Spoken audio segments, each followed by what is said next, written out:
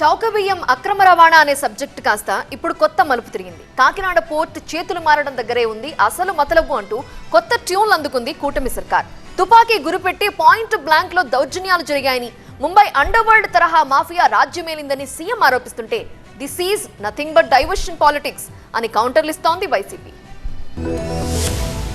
కాకినాడ పోర్టులో వాటాల బదలాయింపు దౌర్జన్యకర రీతిలో జరిగిందన్న వివాదం ఏపీ రాజకీయాల్లో కొత్త చర్చకు తావిచ్చింది. తప్పుడు ఆడిట్ రిపోర్టుతో బెదిరించి వాటాలను అరవిందోకు కట్టబెట్టారన్న అభియోగంతో బాధితుడు కేవీరావు ఫిర్యాదు చేశారు.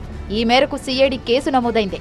ఈ కేసు మొత్తం గత వైసీపీ ప్రభుత్వాన్ని ప్రశ్నిస్తున్నట్టే ఉండడంతో రాజకీయ దుమారం రేగింది. ప్రధానమైన ఆలోచన ప్రతి ఒక్కరిలో రావాల్సింది ఏంటంటే, ఈ రోజున కాకినాడ సీపోర్ట్ని జగన్మోహన్ రెడ్డి గారు తన చేతుల్లో లాక్కోవడానికి ఇంత దౌర్జన్యం ఎందుకు చేశారు? 4 ఏళ్ల కిందట వాటాల బదలాయింపు జరిగితే ఇప్పుడు కేసులు పెట్టడం ఏంటని ప్రశ్నిస్తోంది వైసీపీ. ఇది కూడా డైవర్షన్ పాలిటిక్స్ లో భాగమని, కూటమి ప్రభుత్వం ఏర్పాటయ్యాక కక్ష సాధింపు చర్యలే పరమావధిగా పాలన సాగుతోందని విమర్శలు అందుకున్నారు. కాకినాడ పోర్టుకు సంబంధించి రేషన్ బియ్యం స్మగ్లింగ్ అన్నారు. ఆ తర్వాత అరబిందోకి సంబంధించి కాకినాడ పోర్టులో వాటాలు కొనుగోలు చేశారు కాబట్టి ఇష్ట ప్రకారం స్మగ్లింగ్ జరుగుతుందని చెప్పని ఒక వార్తల్ని వ్యాప్తి చేయించారు. ఆ తర్వాత చివరికి ఆ పోర్టు లాక్కున్నారనేటువంటి దాని మీద కేసు పెట్టించి ఈరోజు ఏదో ఒక విధంగా ఆ కేసులో వీళ్ళందరినీ ఇరికించాలనేటువంటి ఒక ప్రయత్నం.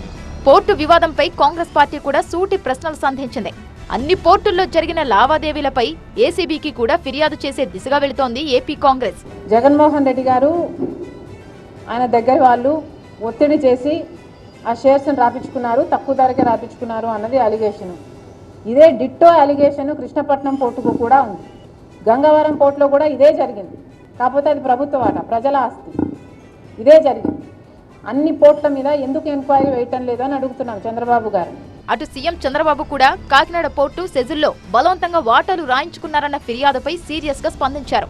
ఈ వ్యవహారం ల్యాండ్ గ్రాబింగ్ పరిధిలోకి వస్తుందేమో పరిశీలించాలన్నారు. మాఫియాగాళ్ల ఆస్తుల్ని సీజ్ చేసే చట్టం మహారాష్ట్రలో ఉందని గుర్తు చేశారు. రేషన్ బియ్యం అక్రమ రవాణా నుంచి పక్కకు మళ్లీ కాకినాడ పోర్టు వ్యవహారం ఇలా కొత్త మలుపు తిరగడం వైసీపీకి మింగుడు పడకుండా ఉంది.